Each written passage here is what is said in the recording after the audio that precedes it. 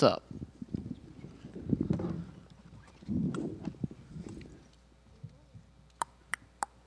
Sean, congratulations on the victory. I know you didn't necessarily get the finish you wanted, but it was a pretty incredible performance overall. So I'm sure you'll break it down afterwards. But as you sit there, how do you feel about the way you performed tonight?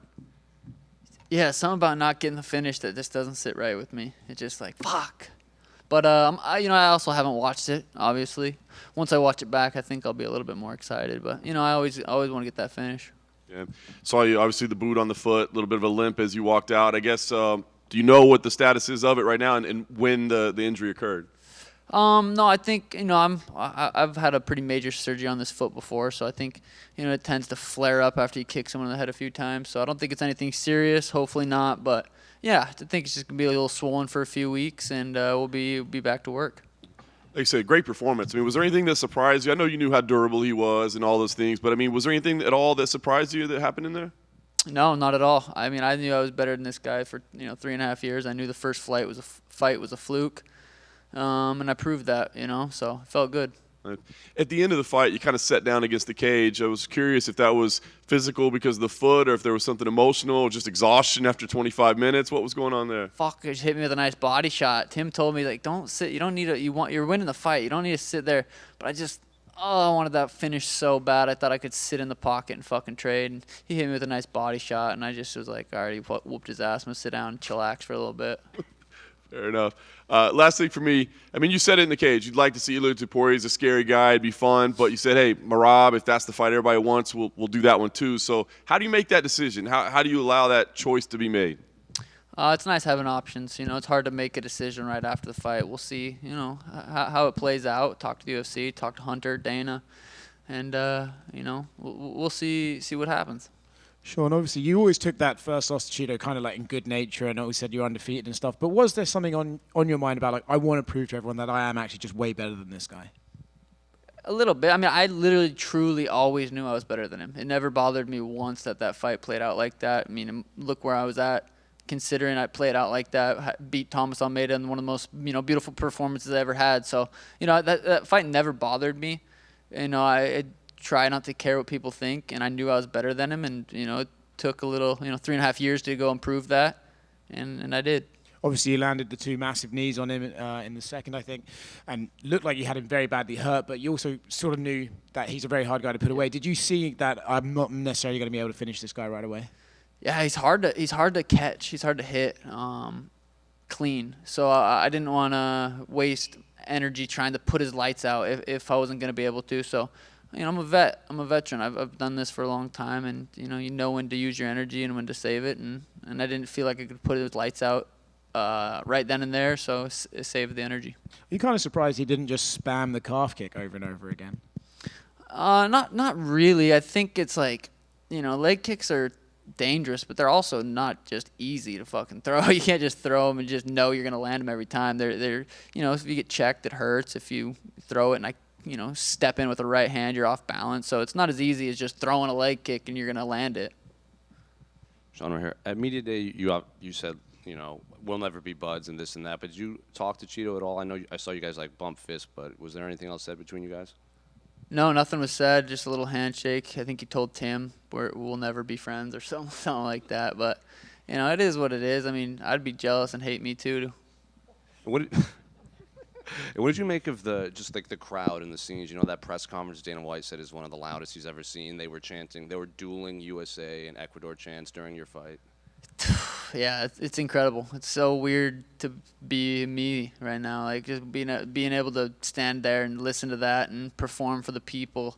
If it wasn't for the fans, if it wasn't for the media to cover this sport, I wouldn't be in this position. So it's a really, really cool, and I'm really grateful for you guys and the fans that watch. One more thing to throw at you. This is one of the largest, if not the largest, non-McGregor gates for a UFC pay-per-view. So what do you make of like another thing like that on your belt?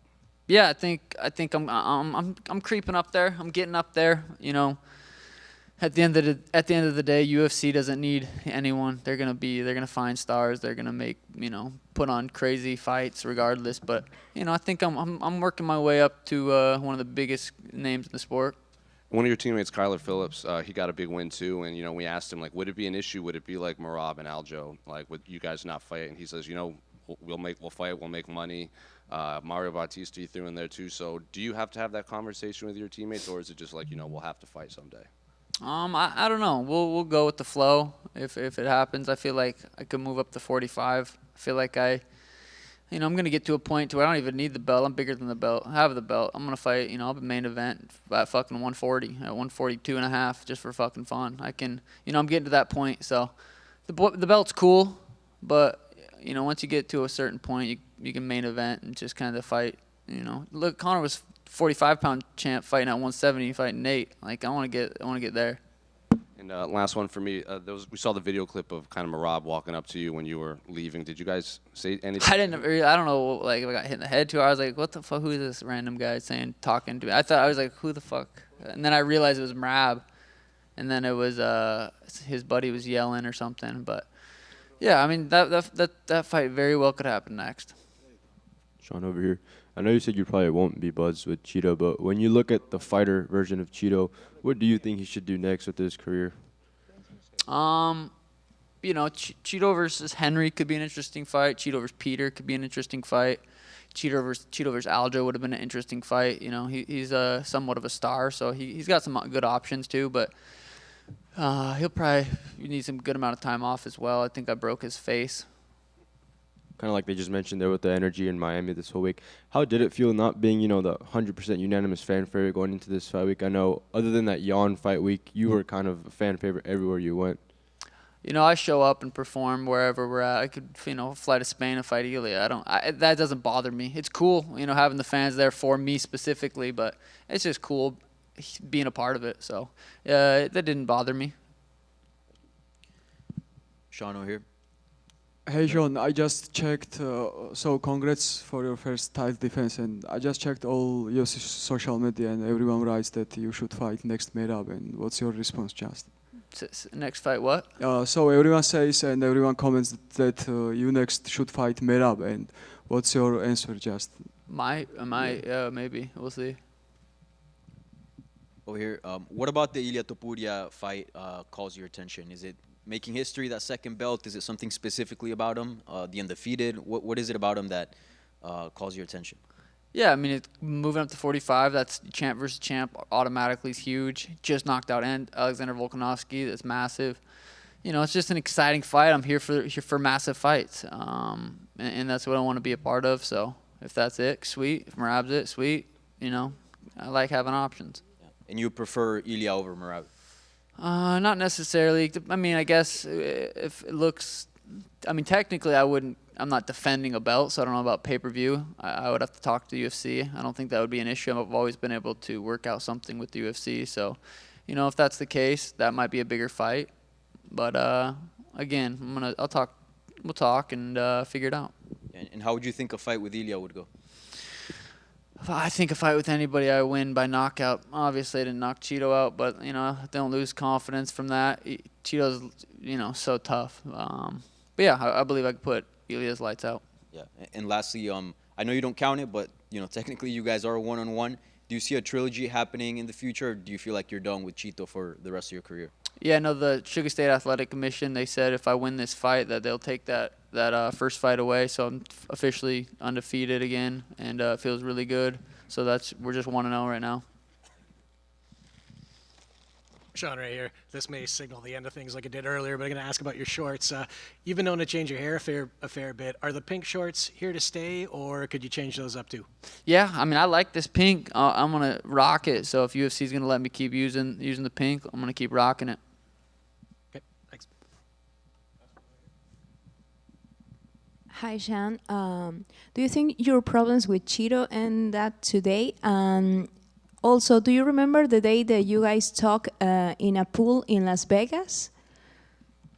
No, I don't. I've never really had a conversation with Cheeto other than, at the PI once, but yeah, I don't know. What about the problems you guys have before it is ended today? I've never not liked him. I just, he doesn't like me. He's jealous. I get it. It's whatever, but he doesn't like me for some reason. I don't have a problem with it. You will see one more fight with him in the future, maybe? Probably not. Okay, thank you. I mean, I think I had a 50-44 at one point, so yeah, probably not. All right, I'm going to the club. Peace.